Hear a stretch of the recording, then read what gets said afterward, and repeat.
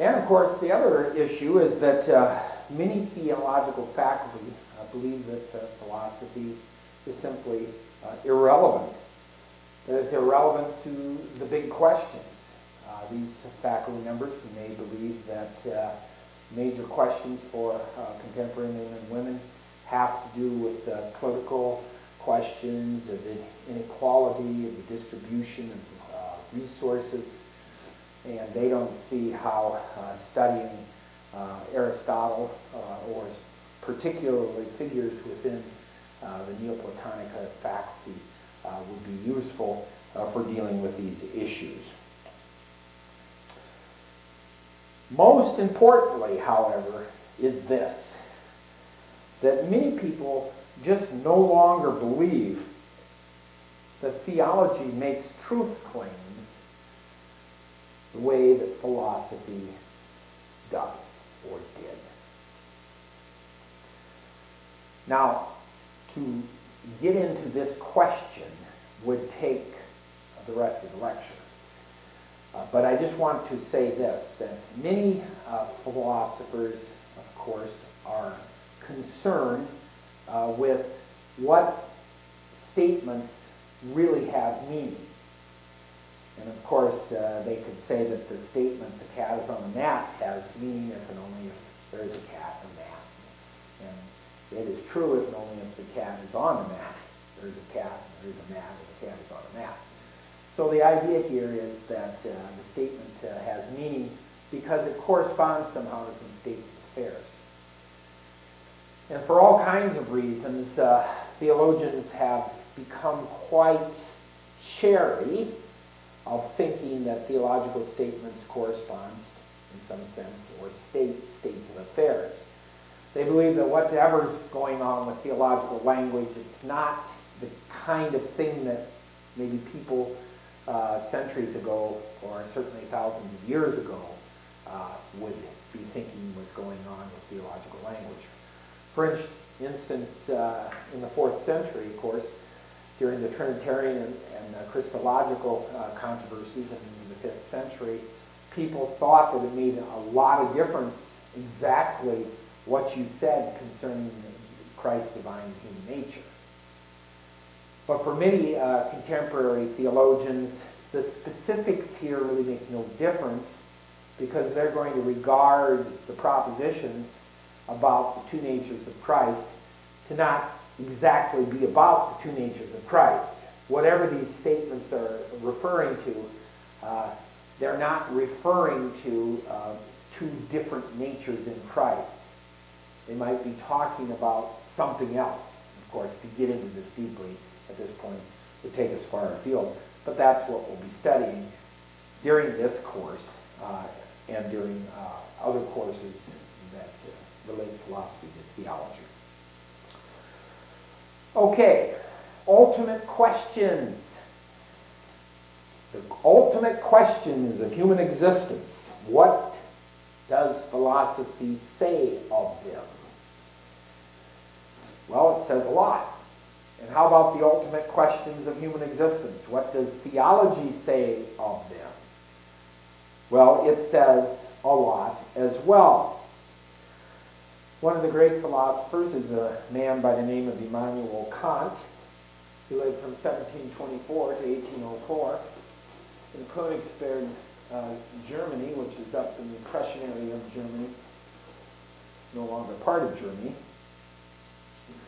Kant said that human beings have three major questions. They've always had these major questions. What can I know? What ought I to do? And what may I hope for? And his first critique, the critique of pure reason, dealt with the question of what can I know. The critique of practical reason dealt with the question of what ought I to do. And then the critique of judgment, his final critique that he wrote in 1793, I believe, right in there. What may I hope for? These are the Kantian critiques. These are ultimate questions. But of course, going back to the ancient world, we find other questions as well. And I've just put together this slide that I believe encapsulates some of these ultimate questions. What is the meaning and purpose of existence? Well, that's kind of a big question. What is the meaning and purpose of existence, right? The purpose of existence? Well, a lot of people have opinions about that. Certainly, I think it matters how one thinks about these things when one tries to think about what kind of joy they might get out of life or what kind of value they might find within it. If you believe that life is a tale told by an idiot filled with sound and fury, in the words of Shakespeare, then one might act differently towards some of the everyday circumstances in life than if you believe that it is made by a beneficent God who loves each and every bit of his creation so intensely that we can't imagine it. Well, Heidegger, the philosopher Heidegger, liked to talk about the question that gave ontological shock. Heidegger, born around 1885, I believe, in that area. The question here is, why is there anything at all and not merely nothing? This is the question he poses, but of course this question goes way back in the tradition. Why is there anything at all and not merely nothing? Another question, well, what ultimately exists? What is there really? Ancient philosopher Thales, living in the 6th century BC, 5th century, said that everything is ultimately made of water. So no matter what we see, how different it looks, how solid it looks, it's all made of water. And different ancient Greek philosophers gave different answers to these questions. Anaximenes talked about Anaximenes, air, Anaximander. They gave answers. One thought that it had to do with everything was made up of air, and someone else said that everything was made up of that which becomes limited. Later philosophers talked about everything. Maybe one said that everything was made up of dirt, or solid, and made up of fire or process. So, I mean, these are questions that are as old as disciplined human thinking, if you will. Then, of course, the question, what happens after death? That's always been a big question for human beings. And, of course, if you go out and do archaeological digs, there's every evidence to believe that human beings have been concerned about this ever since the beginning. What should I do in life? Why are things as they are? Some philosophers believe in something called the principle of sufficient reason.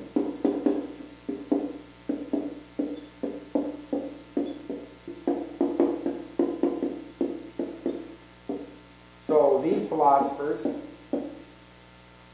for instance, a guy by the name of Leibniz would believe in this,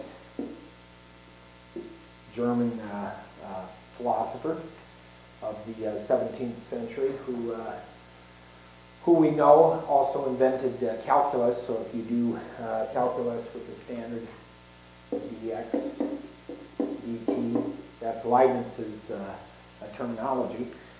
Leibniz believed that for anything that is, there must be some reason why it is that instead of some other thing. So ultimately, of course, if you believe in the principle of sufficient reason, you believe that the world is ultimately rational, right? There is a reason why things are one way rather than another way. And this is very interesting to talk about the principle of sufficient reason. For most of the philosophical tradition, the idea that things just are and there's no reason for it was anathema. Anathema, sorry. Anathema, that's what I'm trying to say. Anathema. They didn't like it, right? The idea that things just were was not something that made final sense to reasonable beings. And of course, this question goes back to the very beginning. Why would there be a universe in which there's no reason why things are what they are, yet be human beings who look for the reason why things are what they are? And very early in the tradition, this idea developed of what we call the logos, which means word. But the logos, which means word, is talked about in the theological or the philosophical tradition. Logos, L-O-G-O-S, logos. It's talked about as a principle of reason both in that which is outside the subject and that which is in the subject. So the question is, how could a human subject be equal to grasping what is? Answer, there must be some kind of fundamental isomorphism, structural similarity between the grasper, the reason which grasps the universe, and the graspee, that which is grasped by the reason. So that which is grasped by reason must be reason or order, and that which grasps reason or order must be ordered. So there has to be a structural similarity between the subject and the object, and this is known as logos, the whole question of logos.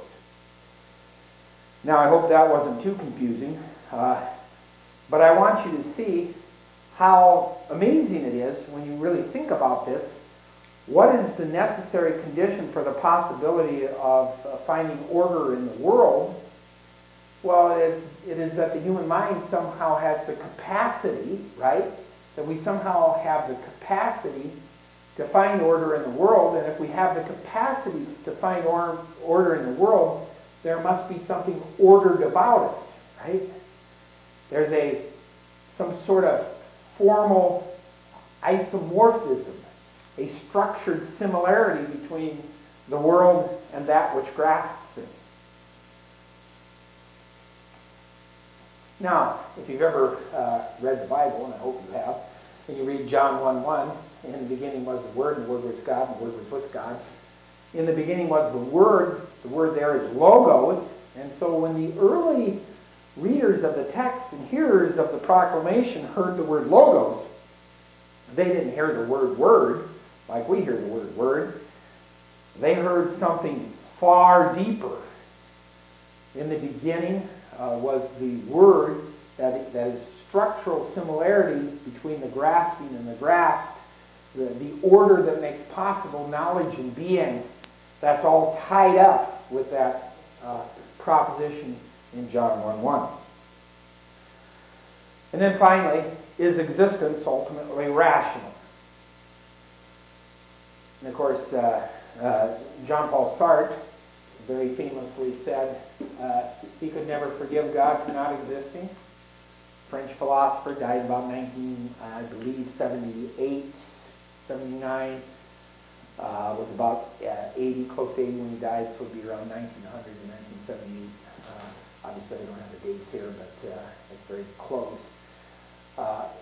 Sartre would say that the universe isn't ultimately rational, right?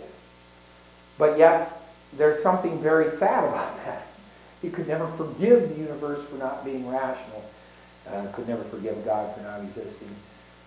And so, when you get into the existentialist philosophers, you find a lot of them dealing with this kind of question of meaning of my existence and how it relates to all kinds of things, really. Okay, well, philosophy and theology give answers to these questions, these ultimate questions about which I've been concerned. Sometimes the answers that are given are the same, and sometimes the answers that are given are different. The reason the answers vary is that both actually employ different means to answer these questions. Philosophy is an autonomous discipline that uses our human best lights, that is, our reason and perception, to grasp the nature of what really is, and then to solve the fundamental questions, right? So philosophy is a grasping activity on the part of human beings, employing reason, employing the human perceptual or conceptual apparatus, if you will, in order to find the answers to the big questions of human existence. So philosophy is all about grasping. Theology is a bit different traditionally because, of course, theology begins with this revelation that God was in Christ reconciling the world into himself, right? So it begins with a Christological presupposition.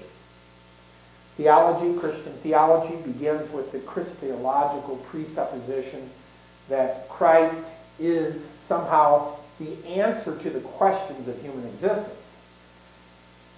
Now, what theology does then is it tries to respond to this gift of answer and interpret it in such a way as to connect to the fundamental questions of human existence, right? So in philosophy, we're grasping after an answer to the fundamental questions of human existence.